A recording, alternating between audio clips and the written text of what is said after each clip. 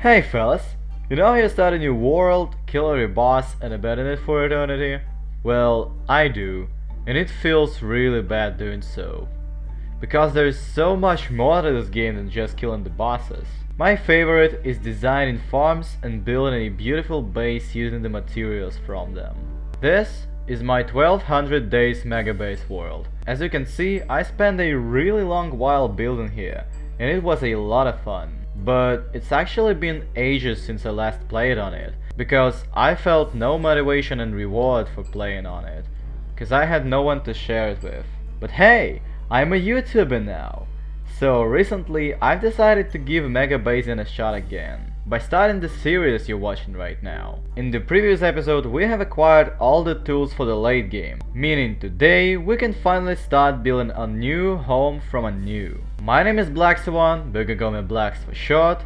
Let's dive right in.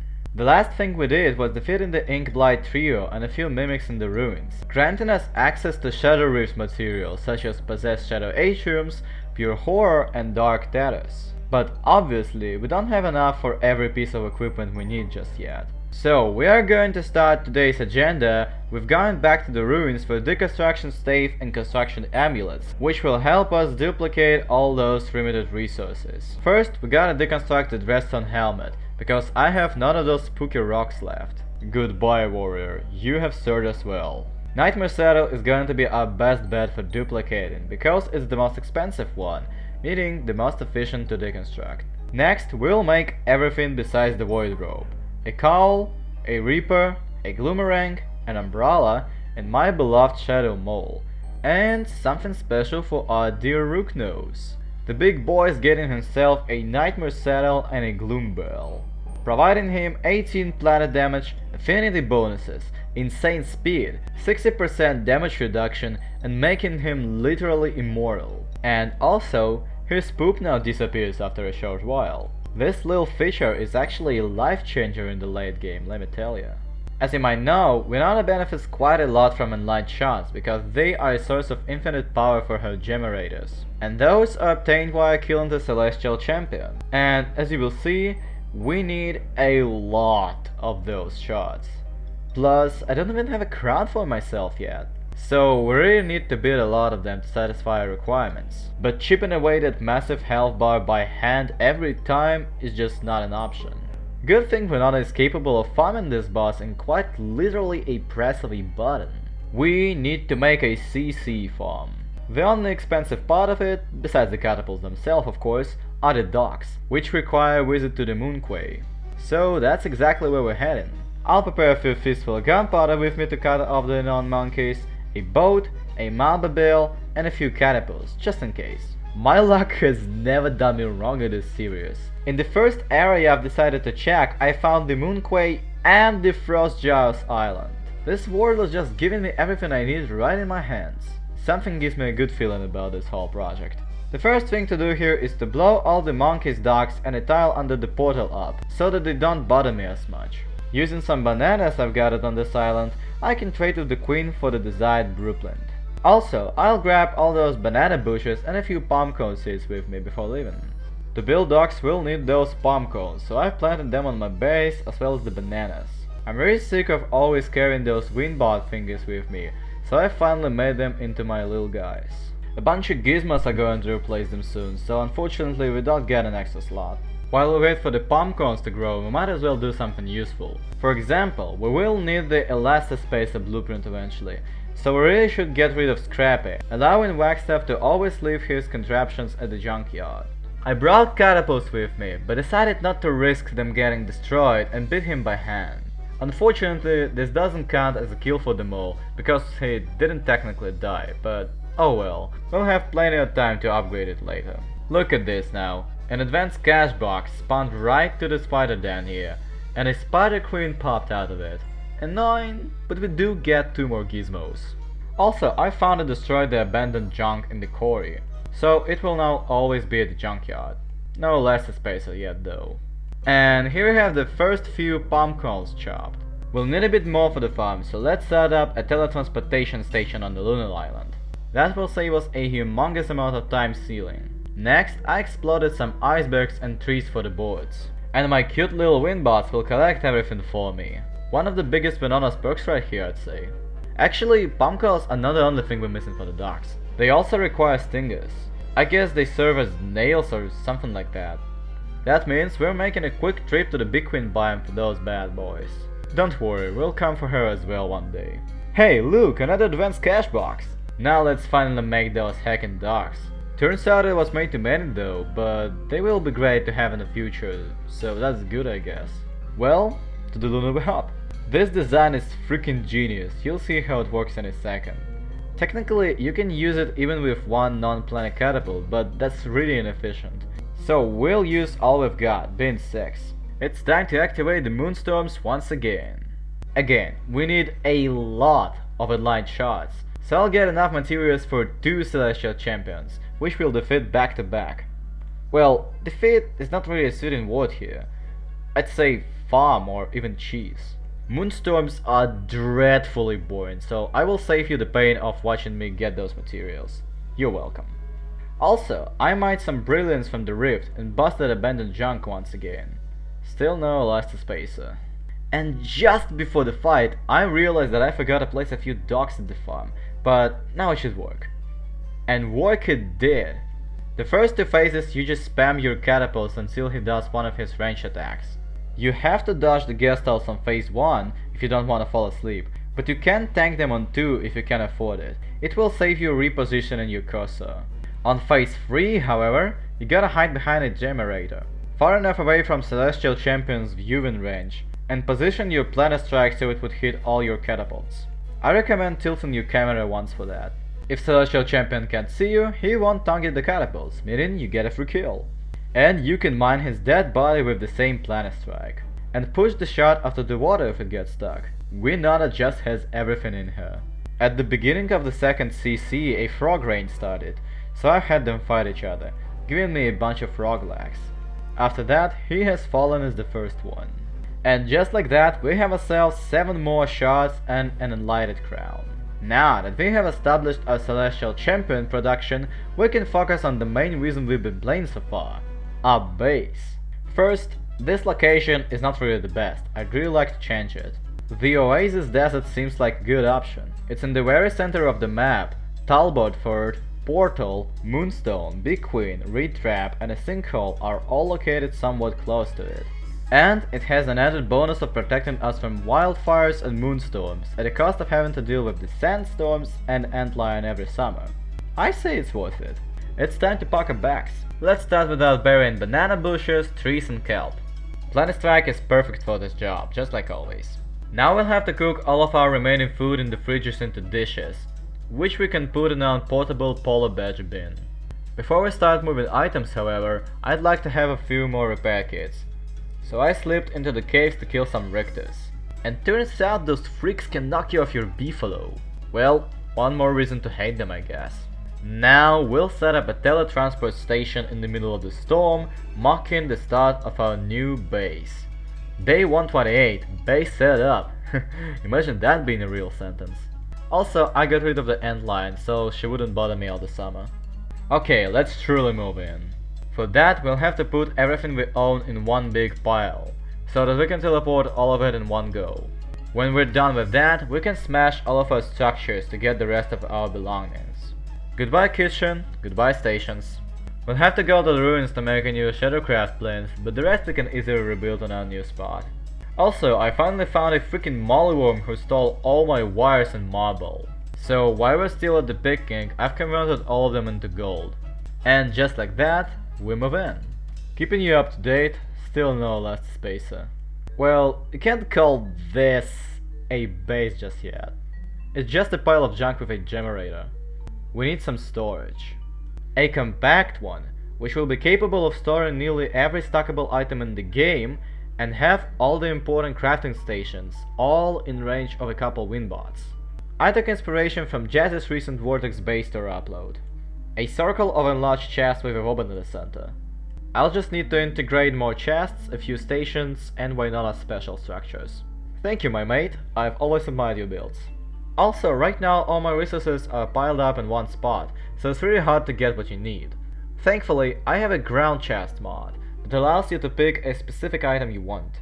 Huge shout out to it, otherwise I'd had to organize everything on the ground. That would take forever and look awful.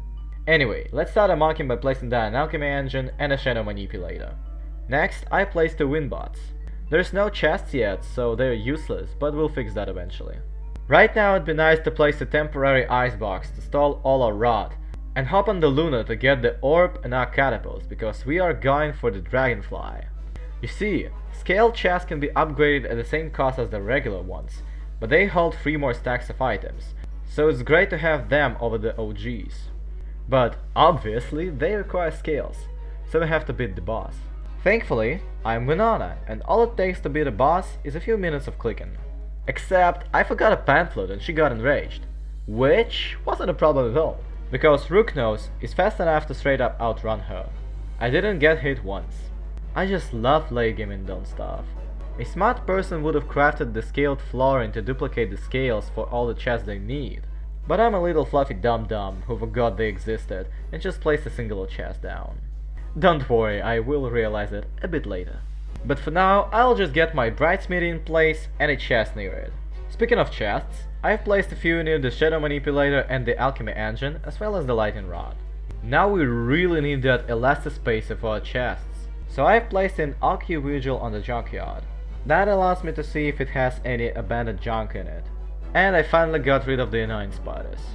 While we wait for it to respawn, we can go down the stairs to relocate our teletransport station to a new cave entrance, and craft another shadow plinth. Also, there was another boss last Worm Wave. I just hate it at this point. Anyway, I placed the plinth on the opposite side to the smithy, as well as another chest for it. After getting some more brilliance and the blueprint from the stagehand, I finally gotten the elastispacer blueprint on day 137.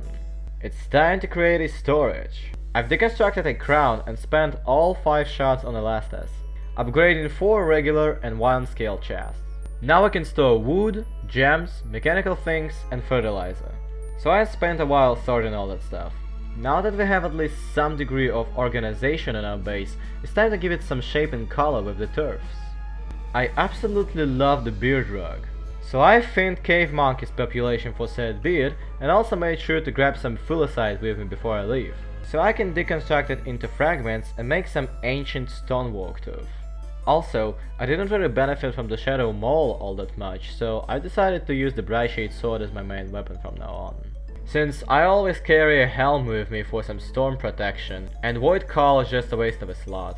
Shadow Mole will stay bundled in Chester and I'll be using it as an axe. Don't worry, we will still upgrade it. Turf Razor Helm is going to be a great help for laying out our base.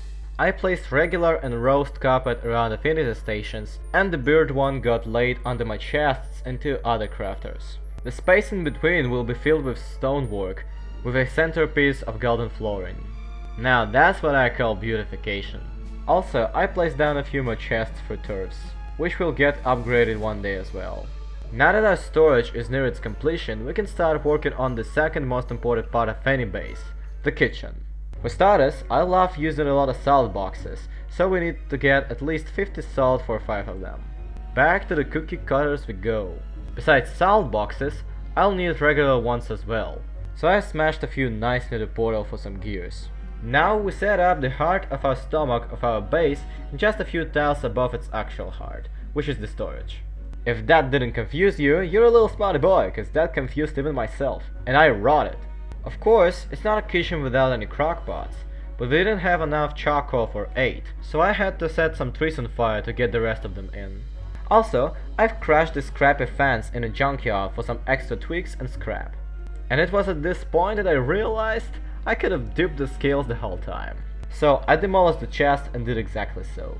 Except I got interrupted by Chef Bogeyer, but it is okay. I spent a lot of green staves and now I'm nearly out. So it's time for the second ruins rush of this run. This time I'll be taking on the main ruins branch, which I never actually touched when I first been here. And I got just horribly unbelievable 11 green gems. That's just how my luck works. In one run I can't find a single one in the entire ruins, in another I get 11. So I made myself 2 bundles full of deconstruction staves and a few star collars. As soon as I got back to base, I duplicated my skills up to 13 and made 5 big boy chests, cause that's all I have enough boards for. That means we're setting up a new force for our catapults and wind bots to dump into one singular chest. Also, since I have a lot of scales now, I can finally afford a scaled furnace on my base. I'm nearly out of food, so I unbundled some supplies, made a bird to get me some honey, and cooked myself a bunch of honey hams. And I'm all out shots again. Which means more Celestial Champion grind. Except I forgot to power the generator with niter the last time I was at the Luna, so I had to row to it. After getting some kelp and placing my catapults here, I've activated the moonstorms once more. Oh hey, the trees are fully grown. It's choppy time. Wait, is that a buried treasure? I actually found it without a map and got a Poly Roger hat blueprint. Well, I'll take that for sure. Now let's skip ahead the moonstorm grind because it's so boring. I did mine some stone trees for rocks though. With 9 catapults, Celestial Champion farm works like a charm. Without any issues, we now have 12 more shots to spend. Also, I replaced the generator with a generator so that fiasco wouldn't happen again. And I'm damn near at a scrap, so let's get some more at the junkyard.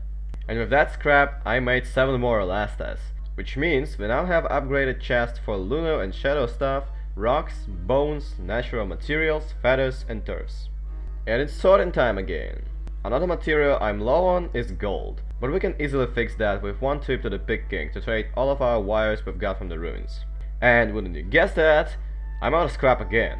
So we're robbing poor Wagstaff even more, as well as the Rift for its brilliance.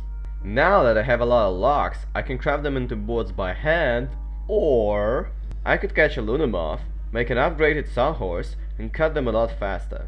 Well, as you can see by the footage, I've chosen the second option. The winter is here, so we can roast 2 regular and 1 crystal Deerclopses to upgrade the mule a little bit. The amount of niter I had and a closed rift were my limitations. After that, I placed the remaining 3 scale chests, completing our storage. Well, if you don't count that they aren't big yet, and we won't. Now it's probably going to be a good idea to mark those chests with some mini signs. But for that, I need jet feathers.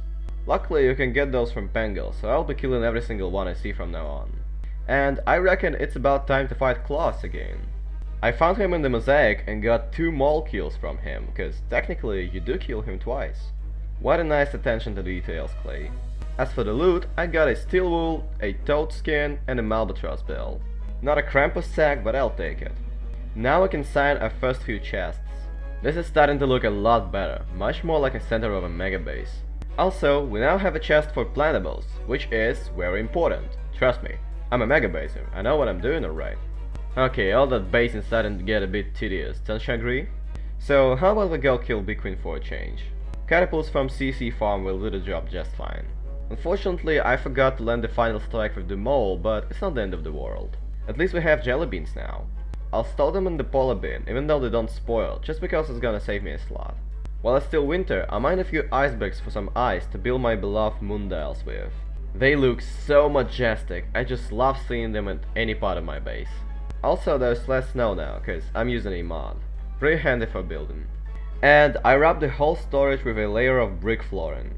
Doesn't that look awesome now? I could use some more wood, so I replanted the trees yet again and upgrade the chest that my windbots delivered logs to, cause I just can't afford it at this point. Next, I thought it'd be a great idea to settle down the reed production. So here I am in the reed trap, discovering that catapults can't damage tentacles that are hiding under the ground, nor can they harvest the reeds. Well, I still cleared a few and got some reeds, but I'm gonna delay that project until I really need some papyrus. And I cooked even more food with monster meat I got. That wasn't a waste of time after all. We need more scrap! Also, I remember that cartographer's table exists in this game, and it can turn useless blueprints into even more papyrus, and conveniently, I had some laid in the junkyard. Alright, that's about enough stalling. Let's start working on the kitchen already. Right now it looks very sad as just a functional structure, so let's turn it into something beautiful. A terra firma temper will be a great addition to our turf arsenal, because I just hate grabbing it from somewhere else. It makes the area look awful. I'd much rather craft it myself. A layout of ancient stonework and beardwork will suit the crockpots very nicely, as well as maintaining the color theme of the storage, making them complement each other and look like one solid structure. I ain't no designer, but I think I know a thing or two about making things look presentable. A birdcage and a scaled furnace will be great functional additions to the place, unlike some chairs and tables with a questionable pieces of art on them, which are here purely for decoration purposes. And I'll place a generator with a singular windbot, whose name is now Gordon, because, of course it is. Also, I'll start hitting some birds with Gloomerang, because I really need those feathers for mini signs. Why would I have chests at my kitchen? To store the bundle supplies, of course. And a pair of astral detectors will give the place the missing pop of light. After catching some fireflies at the oasis, I can place another spotlight near Gordon, cause it will be handy at providing light in areas I will build near the kitchen in the future. And to add a final touch, I'll rub it all on brick flooring. That's how it's done, boys. Alright, that's enough base. Trees go brrr. Speaking of other areas, I never have enough grass and twigs, so why don't we take a moment to fix that? I dig up 3 bundles worth of grass and saplings, and even gather some berry bushes while I'm at it. I was rudely interrupted by another frog rain, so a few geese had to die. I'll take the 3 mole kills. Okay, I'm sick of always having to keep in mind the mole when I'm fighting a boss, so let's finish upgrading it once and for all. The Eye of Terror will be a perfect target to get down. And with that, we now have a token axe that I will only use as an axe and always keep in a bundle. Neat! After all those frog rains and geese, I had a lot of meat piled up in my ice boxes, so I'd like to take a moment to convert all of that into food. Speaking of tools, it's time to put a trusty Brightshade Smasher to use and destroy the whole quarry biome for rocks, flint, niter and gold. One day I will have to build a rock farm, but right now this will do just fine. Now we can paint those freshly obtained rocks on even more brick flooring and good old cobblestones, which will be used to mark out our grass and twig farm, as well as berry and banana one on the opposite side. I'm planning my harvestables in a little pattern so they wouldn't look as plain and boring. Even though it reduces the production a fair bit, I'd rather have the looks. Berries are in place, now to do the same with grass and twigs. And if that's not obvious by now, I'll harvest the goods with my Shadow Reaper and a Windbot will do the picking for me. Also, I relocated the lunar telepad to the CC farm, so that it would share one generator with the catapults, and that created just enough distance to place another one at the very edge of the moonquake. Why does that matter? Well, I'm just obsessed with using monkey tails as a decoration, and I could really use some bananas grown on my base, so I'd like to have an opportunity to farm those plants from time to time. Which means I'm building yet another farm. To make the unnatural portal generate things faster, we need some moongleams to fit to it. So I've activated the moonstorms for like a 4th time already. Further gleams will be plenty enough for now. As for the farm part of the farm, I'll bring a few fences, gates, bananas and a dock to place under the portal so that I can reach it. The first order of business is going to be to get rid of all of the annoying monkey huts. A good old torch is going to burn them down in no time. Next we set up the trap. You see, if you block the banana with some walls, they will turn the Deltarune Queen mod on and try to get the banana at any cost. All we have to do is push them closer to the ocean and close the gate, pushing them into it. Getting monkeys to spawn is the only downside of fitting the portal, and with that covered, we can get all the bananas we want. Potassium. By the way, the mod I'm using to measure the distance between my telepaths is called Teletransport Planner, a must-have mod for any Winona enjoyer. And now that we have a lot of bananas, we can trade with the Queen for the beach turf blueprint, which will go neatly under my banana plantations. Grass and twigs are fully grown, meaning we can see the farm in action. The range of the Reaper is not quite enough here, might slim it down a little one day. And we just can't finish the episode with Moonstorms on, so let's take on the final 2 Celestial Champions of today. Make that 7. Now I can power both Windbots at the farms. Also, we have our first Brightshades here. I'll deal with them using the Gloomerang, because it's the fastest and the easiest option for me. And just like that, it's day 201, which means the video is at its end. In this 100 days, we've managed to successfully build and utilize the Celestial Champion farm, build a great looking base from the scratch, and stabilize the income of most of the resources and materials we might need for building. Which means this world can now be focused on building even more beautiful things without bothering too much about the lack of resources.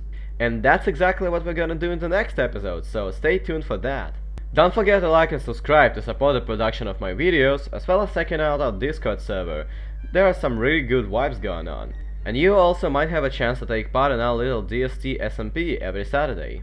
Well, I guess that's it for today. Thank you so much for watching. Really hope to see you in the next one. This was Black Sylwand. Have a good one.